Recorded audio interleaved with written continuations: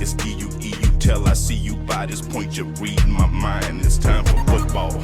We about to keep this thing moving. I'm about it, you're with it, let's do it. We gon' make this thing official, you heard me? If you're the best, then let's prove it. The goal is set to have a team become a unit, man. We about to keep this thing moving. I'm about it, you're with it, let's do it. We gon' make this thing official, you heard me? If you're the best, then let's prove it. The goal is set to have a team become a unit, yeah. Welcome to Football Game Plan's NFL All 32 show. I am Emery Hunt, the czar of the playbook, and today will be all about the Carolina Panthers as we get ready for the upcoming 2021 NFL season. We'll take a look at some training camp quick hits, some reasons for optimism, as well as causes for concern, in addition to our offensive and defensive positional breakdowns. But first, let's take a look at some of the key storylines heading into the Panthers season as we go into our 4-minute offense. The biggest move the Panthers made this offseason was for former first-round pick Sam Darnold in a trade with the New York Jets. Darnold flashed at times with the Jets, but was mainly an inconsistent player with a penchant for turnovers and missing games. It's the latter that is more concerning to me than the turnovers. We haven't seen Darnold stay healthy for a full season, which usually coincided with him playing well, only to have to restart that process, and that's where we start to see the struggles. So the Panthers hope that he can get through a full season, which would allow him to progress naturally. Again, he's still a 24-year-old quarterback as he enters a situation that looks to be his best one yet. Carolina really attacked the 2021 NFL Draft with a vengeance. I thought they did exceptionally well all throughout. The Panthers had 10 picks this past April and were able to come away with some premier talents like cornerback J.C. Horn, wide receiver Terrace Marshall Jr., Tommy Tremble, Devion Nixon, Brady Christensen out of BYU, and also Chuba Hubbard out of Oklahoma State, just to name a few. It's the type of class that could lay the foundation on what franchise consistency and stability are built. And a lot of that credit goes to the new general manager, Scott Fitterer, who took over the duties back in January after spending the last 20 years with the Seattle Seahawks. Now, he has spent time as the director of college scouting and co-director of player personnel while with the Seahawks in hopes to set Carolina up for sustained success, which is key. The 47-year-old is off to a great start with the Panthers, and if this past April is of any indication, then the future is definitely bright. Joe Brady enters his second season as the Panthers offensive coordinator and is coming off of a year that could be best described as a learning experience. While the Panthers did enjoy some bright spots offensively, Brady has a lot of room to grow or get better within the situational football department, i.e. red zone offense and also end-up game situations. Now, granted, he spent the majority of his first year without all-pro running back Christian McCaffrey, so I won't put all the blame on him, but all eyes will be on his progress in year 2 as the team added more weapons on offense, but now he will have to get consistent production out of a guy like Sam Darnold, who, up until this point, has been known for his inconsistency at the position.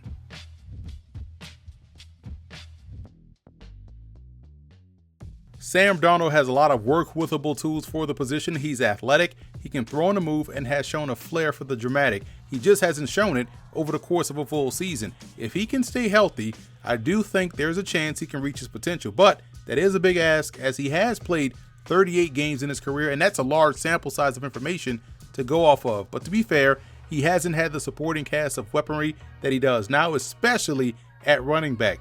What would be a success this season for him, in my eyes, would be for him to play an entire season and cut the turnovers in half. If he does that, then 2021 will be a huge success, and he'll be heading in the right direction. PJ Walker gives them a solid QB2 option as he got a start last year and was able to lead the team to a win over the Detroit Lions. So it'll be interesting to see his growth within the second year of this offense during the preseason. Having Christian McCaffrey back healthy instantly makes them a much better offense. They missed his ability on both ends last season, missing 13 games. Now back at 100%, expect him to get back to that Pro Bowl, all-pro form once again. To protect themselves in case he goes down or just needs a breather, the Panthers took the speedy Chuba Hubbard in the 4th round of the draft out of Oklahoma State. He's a one-cut, downhill runner with legitimate home run hitting speed. It wouldn't surprise me to see them get them both in the backfield at the same time in certain situations. Trenton Cannon, gives them good depth while also helping them out tremendously on special teams. And undrafted rookie free agent Spencer Brown out of UAB could surprise as a Mike Davis type physical runner, and Mason Stokey is an undrafted rookie free agent that could vie for the starting fullback job, but I would keep an eye out on Mikey Daniel, who can play fullback but can also hold his own carrying the rock as well. Carolina was excellent on the perimeter last year and could be even better this season. Both Robbie Anderson and DJ Moore went over 1,000 yards receiving, and Anderson for the first time in his career. They give Carolina a strong 1-2 punch in the passing game. Gone is Curtis Samuel, but in the second round, the Panthers took former LSU wideout Terrace Marshall, who Joe Brady is very familiar with, to hold down that number 3 role.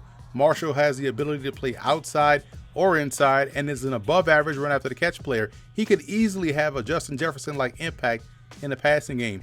Free agent signee David Moore comes over from the Seahawks, where he seemingly made big plays deep down the field for Seattle. Rookie Shi Smith out of South Carolina is cut from the same cloth as DJ Moore. He's a guy that doesn't mind working over the middle of the field. He's physical and seems to always find open grass. But keep an eye out for Omar Bayless, who was well on his way to make the squad last year out of Arkansas State before getting injured in camp. I would expect him to pick up right where he left off.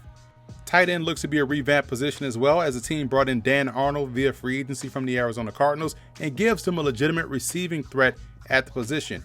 Rookie Tommy Tremble out of Notre Dame should thrive in an H-back role, as he's got tremendous upside at the position. He's explosive in all aspects of his game, blocking, after the catch, route running. It wouldn't even shock me to see him tote the rock a little bit as well. Expect a significant role for him as a rookie. Now, those two arrivals put a lot of pressure on Ian Thomas to make strides within his game this upcoming season. He'll also get pushed from Giovanni Ricci and Steven Sullivan, both of which are good receiving targets as well, and Colin Thompson gives them a good core special teamer and one that can be trusted in line if need be. A lot of moving parts up front this season for the Panthers, and hopefully it pays off. Taylor Moton is their returning starter up front, and he's their best offensive lineman by far. Both Matt Paradis and John Miller started last year on the inside and figured to hold down those roles once again.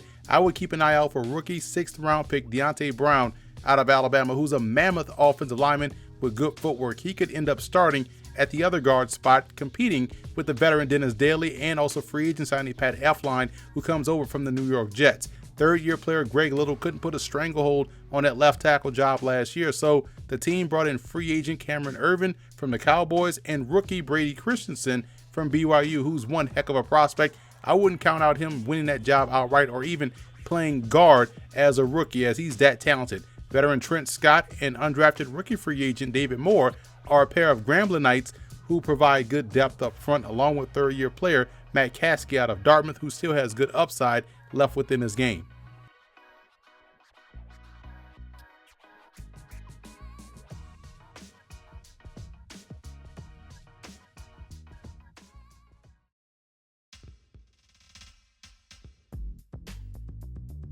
Brian Burns has gotten better every season with the Panthers, as he's coming off of a team-leading 9 sacks last year. Carolina hopes that second-year player Yetur Gross-Matos can make the jump in productivity this season to take some of that pressure off of Burns. Now, Gross-Matos started 7 games last year, finishing with 2.5 sacks and 24 tackles. Free agent signee Morgan Fox brings a veteran presence to the position and is able to step in and start if Gross-Matos isn't ready for that added responsibility. Marquise Haynes is entering his 4th season with the squad and gives them good depth at defensive end. Now, on the interior is where there is some excitement, as second-year player Derek Brown played really strong as a rookie and is progressing well, and fellow second-year player Bravion Roy will give them good depth. But rookie 5th-round pick Davion Nixon is the player to watch. He's a natural 3-tech that plays really well with his hands and provides the perfect pair with Brown, giving Carolina potentially a disruptive duo on the inside. Now, Daquan Jones is a pro's pro who can provide depth, but I'm interested to see how 7th-round pick Phil Hoskins factors into the mix, as he's another one of these big-bodied nose tackles with some quickness off the ball.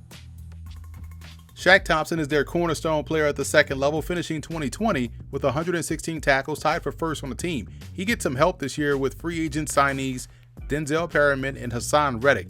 Perriman is a heady player who can be a solid presence, but he just has to stay healthy, and that's been his biggest bugaboo in the NFL, while Reddick gives him a pressure presence at linebacker and is coming off of a solid year in Arizona, where he finished with 12.5 sacks. They also get back Christian Miller this season, who opted out of 2020 due to COVID-19, and he'll provide some depth along with second-year player Clay Johnston. Undrafted rookie free agent Patty Fisher out of Northwestern is a player to watch, in my opinion, as he can play multiple spots and has solid instincts for the position. He was a tackling machine for the Wildcats, and at worst could potentially be a core special teamer this year. In the first round of the draft, the Panthers took J.C. Horn out of South Carolina. He's a physical press corner with explosiveness, aggressiveness, and ball skills, and they hope that he could step in and man the outside from day one. They also hope that Dante Jackson can get his groove back on the other side, giving them two highly explosive talents at corner. Now, Jackson is a good player with the potential to be an even better one if he can find his consistency. A.J. Boye, the veteran, comes over from Denver and helps strengthen them on the corner. And I do like the progress that Troy Pride Jr. made last year. He got a lot of playing time as a rookie and will be hard to keep off the field if that upward trend continues. Both Keith Taylor, the rookie out of Washington, and second-year player Stanley Thomas Oliver give them some length and depth, with Thomas Oliver also being a core special teamer. Second-year player Jeremy Chin was impressive as a rookie, tying Shaq Thompson for the team lead in tackles, and he'll play more of a traditional safety role this year and expects to have another stellar season. Next to him, Justin Burris and Kenny Robinson, the second-year player from the XFL, will jockey for a position there. Burris started last year and was a bit up and down, and he's looking to flatline his game for a full season.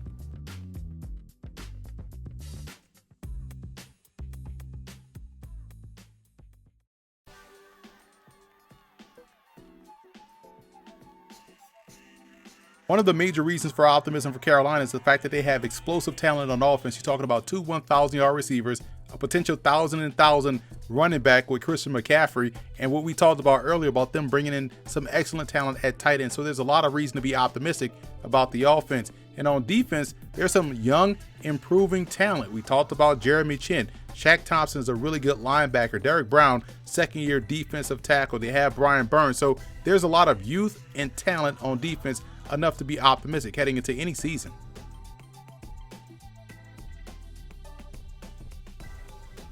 A cause for concern would be that there is too many moving pieces up front, in my opinion. We know the offensive line is about continuity and cohesiveness, so hopefully those guys can find that and get that during training camp. And Sam Darnold is a big cause for concern because, again, he hasn't been able to stay healthy in any one of the 3 seasons he's played. He's been plagued with turnovers. So, yeah, you have a little bit of trepidation about a guy that has been known for his inconsistency coming to your team and being a starting QB. Now let's take a look at some training camp quick hits, and we'll start with our camp surprises on both sides of the ball. Folks will be surprised at how talented this rookie class of offensive linemen is, from Brady Christensen, Deontay Brown, also David Moore, the undrafted free agent out of Grambling. Very talented core foundational pieces they brought in as a rookie class. And Davion Nixon was a forgotten man, I thought, throughout the entire draft process. No one really talked about him, but he was my number 1 defensive tackle prospect in the class. The Panthers got themselves a fantastic player. Rookie impact player on offense, Tommy Tremble. I think he's going to be a move piece within his offense. He's going to find the football a lot, and he's going to make a lot of plays and should have a huge impact day one. And also, J.C. Horn, that's an obvious one. He's going to be a starter, day one starter on the outside. He's aggressive, he's athletic, he plays the ball well, he's an active tackler. So I think he's just set up for success as a rookie. Biggest X factor offensively, it's going to be the obvious one, is Christian McCaffrey. They played without him last year virtually, and I think this is a guy that makes it an 11-on-11 game. He's such a difference maker, such a matchup piece. I think getting him back will be huge. And on defense, your Toro Gross Matos should be a guy that they look towards to, hey, take a next step forward, help out Brian Burns, and help him become a double-digit sack guy. If he can have the year Burns had last year, then I think that's a huge step forward for Gross Matos. Breakout candidates, I'm going to say Sam Darnold is going to play an entire season, which will then be a breakout for him. He is set up for success in Carolina with a good run game, strong run game with depth and good receiving options on the outside. But I think the biggest key for him breaking out is that he will play a full 17-game season. And look for Derek Brown to become a household name around the NFL. This guy is destined for stardom at the position, quick off the ball, active with his hands, and won't be denied when in pursuit of the ball carrier or the quarterback.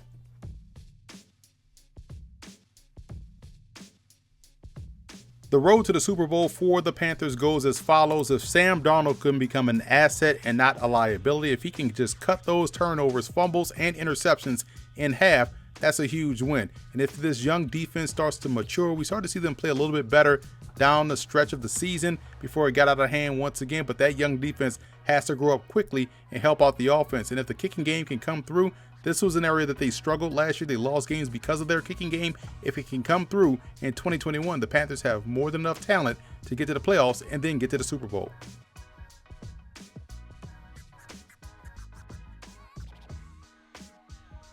I have the Panthers finishing third in the NFC South. I do like the overall talent of the roster on both sides of the ball. The biggest concerns for me is about being active outside of Brian Burns in terms of rushing the quarterback. You still have some questions there, but most importantly, Sam Darnold. We just don't know which Sam Darnold we're going to get, but I do think we'll see a lot of run game and improving defense enough to be competitive, with maybe 2022 being the year that they can break through. But I do see them finishing third in a very tough NFC South division. So that's it for this edition of Football Game Plan's NFL All 32 show. I am Emery Hunt, the czar of the playbook. Be sure to follow me on all of my social media accounts. And don't forget to check out and subscribe to the Football Game Plan Network located at youtube.com/footballgameplan. Also subscribe wherever you get your podcasts to Football Game Plan Podcast, and be sure to leave us a 5-star rating. It's D-U-E-U till I see you by this point. You're reading my mind. It's time for football. We about to keep this thing moving. I'm about it, you're with it. Let's do it. We gon' make this thing official. You heard me? If you're the best, then let's prove it. The goal is set to have a team become a unit, man.